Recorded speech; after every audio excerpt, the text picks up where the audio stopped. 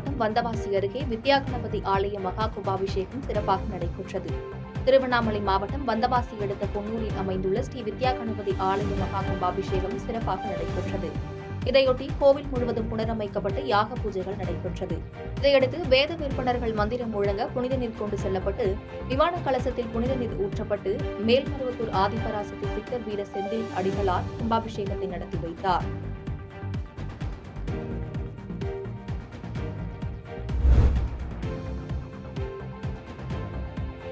திரைப்பட நடிகர் விஜயின் கோட் திரைப்படம் இன்று உலகம் முழுவதும் வெளியாகி ஓடிக்கொண்டிருக்கும் நிலையில் புதுக்கோட்டை விஜய் தியேட்டரில் காலை ரசிகர்களுக்கான சிறப்பு காட்சி திரையிடப்பட்டது.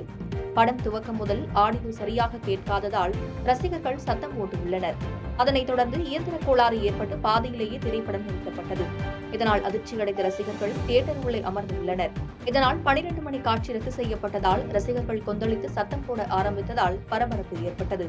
அசம்பாவிதங்கள் எதுவும் ஏற்படாமல் இருப்பதற்கு நகர காவல்துறையினர் ஏராளமானோர் பாதுகாப்பு பணிக்கு குவிக்கப்பட்டுள்ளனர். 12 மணி காட்சிக்கு ஆன்லைனில் பதிவு செய்த ரசிகர்களுக்கு தியேட்டர் நிர்வாகத்தினர் பணத்தை திருப்பி செலுத்தினர் என்பது குறிப்பிடத்தக்கது.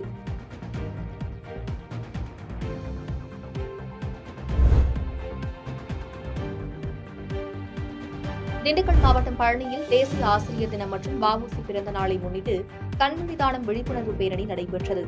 திண்டுக்கல் மாவட்டம் பழனியில் ஆசிரியர் தினம் மற்றும் வ.உ. சிதம்பரனாரின் 153வது பிறந்த நாளை முன்னிட்டு நம்பிக்கை சிறகுகள் அறக்கட்டளை சார்பில் கண்தான விழிப்புணர்வு பேரணி நடைபெற்றது. இந்த கண்விழிதான பேரணியில் ஏராளமான பள்ளி மாணவ மாணவிகள் பங்கேற்று ஊர்வலமாக சென்றனர். பழனி நகரின் முக்கிய வீதிகளில் பேரணியாக சென்ற மாணவர்கள் கண்விழிதானம் குறித்த விழிப்புணர்வு கோஷங்களை எழுப்பினர். தொடர்ந்து அடிவாரம் தனியார் திருமண மண்டபத்தில் 1000 பேர் கண்விழிதானம் செய்யும் முகாம் நடைபெற்றது. மேலும் கண்விழிதானம் செய்தவர்களுக்கும் சிறந்த ஆசிரியர்களுக்கும் நம்பிக்கை சிறகுகள் அறக்கட்டளை சார்பாக விருதுகள் வழங்கி கௌரவப்படுத்தினர்.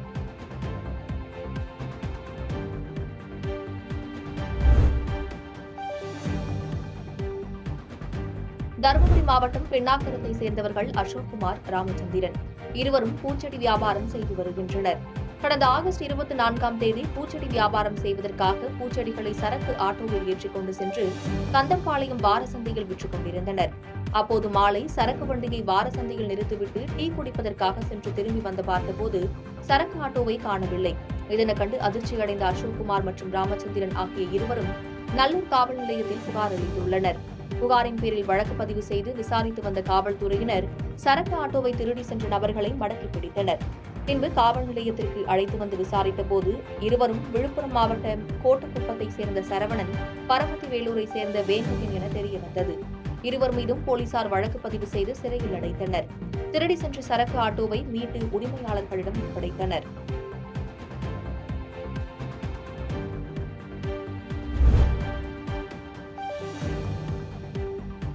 சேலம் கோட்டை மைதானத்தில் நியாய விலைக் கடையில் எடை குறைவாக பொருட்களை வழங்குவதை கண்டித்து தமிழ்நாடு அரசு நியாய விலைக் கடை பணியாளர் சங்கத்தினர் கண்டன ஆர்ப்பாட்டத்தில் ஈடுபட்டனர்.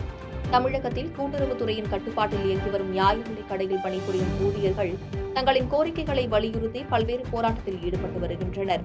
குறிப்பாக குறைவான இடையில் பொருட்களை கொடுத்துவிட்டு 100% பொருட்கள் கணக்கீடு செய்வதை கண்டித்து பல கட்ட போராட்டங்களை நடத்தி வருகின்றனர். அதன் ஒரு பகுதியாக இன்று சேலம் கோட்டை மைதானத்தில் சரியான இடையில் தரமான பொருட்களை பொட்டலமாக வழங்கிட வேண்டும், ஒரே நேரத்தில் அனைத்து பொருட்களும் வழங்கிட வேண்டும், கட்டுப்பாடற்ற பொருட்களை கட்டுப்பாடு இல்லாமல் இறக்குவதை தடுத்திட வேண்டும் உள்ளிட்ட பல்வேறு கோரிக்கைகளை வலியுறுத்தி தமிழ்நாடு அரசு நியாய விலைக் கடை பணியாளர் சங்கத்தின் சார்பில் கண்டன ஆர்ப்பாட்டம் நடைபெற்றது.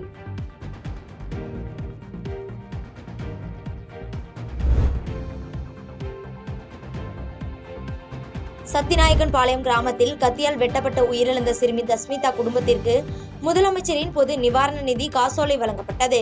நாமக்கல் மாவட்டம் திருச்செங்கோடு ஊரக காவல் நிலைய எல்லைக்குட்பட்ட சத்திநாயக்கன்பாளையம் கிராமத்தில் கடந்த 27ஆம் தேதி செந்தில்குமார் என்பவர் கத்தியால் குத்தி இறந்த சிறுமி தஸ்மிதா குடும்பத்திற்கு வனத்துறை அமைச்சர் மருத்துவர் மா மதிவேந்தன் மற்றும் மாவட்ட ஆட்சியர் தலைமையில் தஸ்மிதா பெற்றோருக்கு முதலமைச்சரின் பொது நிவாரண நிதி 3 லட்சம் ரூபாய் மற்றும் சமூக ஆர்வலர்களின் உதவித்தொகை 4.25 லட்சம் என 7.25 லட்சத்திற்கான காசோலைகளை வழங்கப்பட்டது.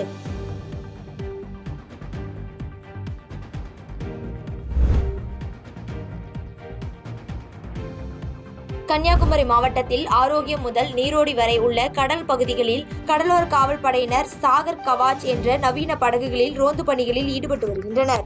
மும்பையை கடல் மார்க்கமாக தீவிரவாதிகள் கடந்த 2008ஆம் ஆண்டு தாக்குதல் நடத்திய சம்பவத்தை தொடர்ந்து ஆண்டுதோறும் நாடு முழுவதும் பாதுகாப்பு ஒத்திகை நிகழ்ச்சி நடத்தப்பட்டு வருகிறது.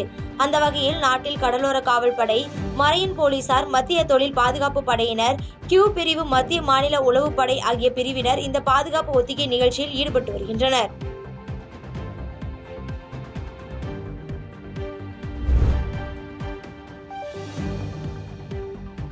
மஞ்சூர் செல்லும் சாலையில் அமைந்துள்ள காசோலை குடியிருப்பு பகுதியில் கரடி ஒன்று புகுந்த காட்சிகள் சமூக வலைதளங்களில் பரவி அதிர்ச்சியை ஏற்படுத்தியுள்ளது. நீலகிரி மாவட்டத்தில் சமீப காலமாக வனப்பகுதியில் நிலவும் உணவு பற்றாக்குறை காரணமாக கரடிகள் குடியிருப்பு பகுதிகளில் உலா வருவது தொடர்கதையாக இருந்து வருகிறது.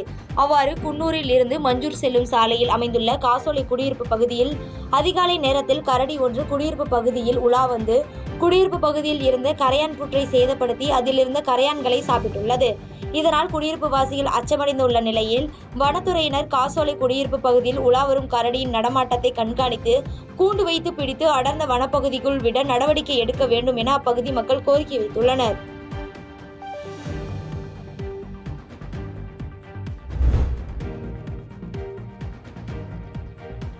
சிவன் பார்வதியை போல ஒரே விதியில் இருவண்ண டோலியா மலர்கள் சுற்றுலா பயணிகளை வெகுவாக கவர்ந்து வருகிறது.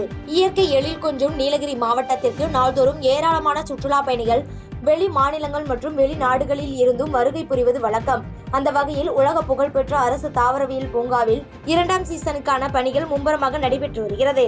இந்நிலையில் தற்போது டெய்சி மலர் மற்றும் டோலியாம் போன்ற பல்வேறு பூக்கள் பூத்துள்ளதால் சுற்றுலா பயணிகள் மகிழ்ச்சி அடைந்து வருகின்றனர். மேலும் ஒரு விதையில் இருவண்ண மலர்கள் பூத்துள்ளதால் சுற்றுலா பயணிகளை வெகுவாக கவர்ந்து வருகின்றன.